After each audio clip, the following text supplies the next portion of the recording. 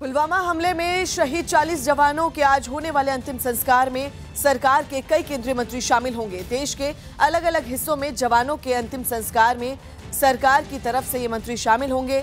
गृह मंत्री राजनाथ सिंह और विदेश मंत्री राज्य मंत्री वीके सिंह उत्तर प्रदेश में, जबकि कानून मंत्री रविशंकर प्रसाद बिहार में, निर्मला सीतारमण दक्षिण भारत में, तो वहीं हरसिमरत कौर पंजाब, जबकि राज्यवर्धन सिंह राठौड़ राजस्थान में शहीद जवानों के अंतिम संस्कार में शामिल होंगे।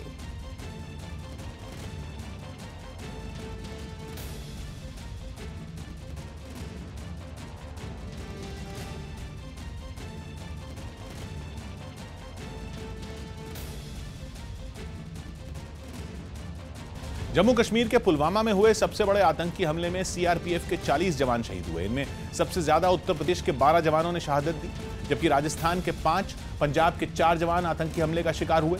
इसके अलावा महाराष्ट्र, उत्तराखंड और बिहार के 2-2 जवान शहीद हुए। साथ ही तमिलनाडु, ओडिशा और पश्चिम बंगाल के भी 2-2 जवानों ने शहादत दी।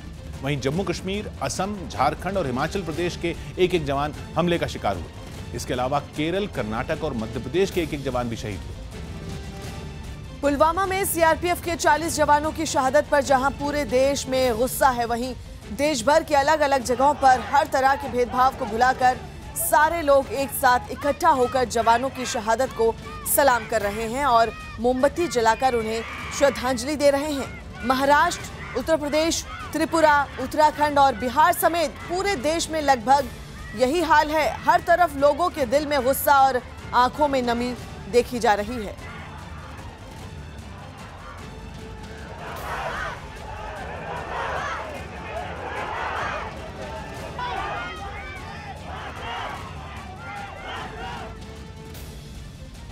पुलवामा में हुए आतंकी हमले की जांच में चौंकाने वाली बात सामने आई है। माना जा रहा है कि हमले में आरडीएक्स का इस्तेमाल नहीं हुआ, बल्कि एक ऐसे विस्फोटक का इस्तेमाल हुआ है जिसे सुपर 30 के नाम से जाना जाता है। खेती में इस्तेमाल होने वाले फर्टिलाइजर और खाद बनाने में इस केमिकल का इस्तेमाल किया जाता है। ये इतना ताकतवर विस्फोटक होता है कि चट्टानों के पत्थर तोड़ने के लिए भी बारूद के तौर पर इसका इस्तेमाल किया जाता है। लेकिन इस बात पर भी मोहर लगाने के लिए जांच एजेंसियों को फोरेंसिक रिपोर्ट का इंतजार है।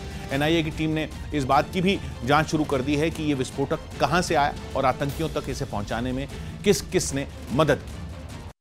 पुलवामा में हुए आतंकी हमले में जवानों की शहादत के बाद कई अहम सवाल सीआरपीएफ पर भी उठ रहे हैं। सवाल उठ रहे हैं कि आतंकी हमले के अलर्ट के बावजूद सुरक्षा में चूक कैसे हुई। सबसे अहम सवाल यह कि कश्मीर से खराब हालात के बावजूद 2500 जवानों का काफिला जम्मू से श्रीनगर क्यों भेजा गया? इतनी बड़ी तादाद में जवानों को एक साथ भेजने के लिए इजाजत किसने दी? इतने बड़े काफिले के चलने से पहले पूरे इलाके की छानबीन क्यों नहीं की गई और काफिले के चलने से पहले हाईवे को खाली क्यों नहीं करवाया गया? जवानों के काफिले के बीच एक आम गाड़ी आखिर हाईवे पर कैसे आ गई? और सबसे अहम सवाल यह कि काफिले के बीच में किसी दूसरी गाड़ी को पहुंचने से रोकने के लिए क्या इंतजाम किए गए? पुलवामा आतंकी हमले में हिमाचल प्रदेश के कांगड़ा ने भी अपने एक लाल तिलकराज को खो दिया। शहीद तिलकराज की शहादत की जैसे ही खबर उनके घर पहुंची, परिवार में मातम पसर गया और परिवार वालों का रो रो कर बुरा हाल हो गया। इस दौरान वहां गांव की दूसरी महिलाएं भी जुट गईं। भीड़ में बैठी एक महिला वहां रोते हुए खड़ी हुई और बदहवास होकर फर्श पर गिर पड़ी, जिसके बाद वहां मौजूद तो महिलाओं ने उन्हें सहारा दिया और पानी पिलाकर होश में लाने की कोशिश की।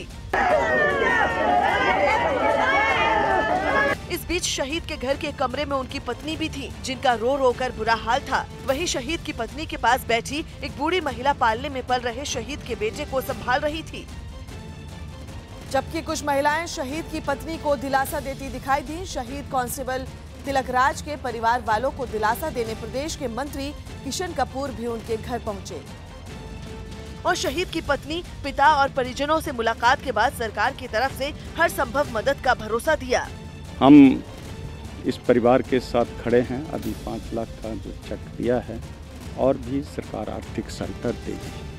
लेकिन परिवार पर टूटे गम के पहाड़ पर सरकारी मदद को शहीद के परिवार ने नाकाफी बताया। मैं सरकार से, सभी गांव वाले यही चाहेंगे सरकार कुछ करे, लेकिन करेगी कुछ नहीं। हम हर बार पाकिस्तान का नाम लेके पल्ला झाड़ देते, पाकिस्तानियों ने ऐसा किया। शहीद तिलकराज की लोक संगीत में काफी दिलचस्पी थी। पहाड़ी लोक गीतों के उनके 3 एल्बम बाजार में मौजूद हैं।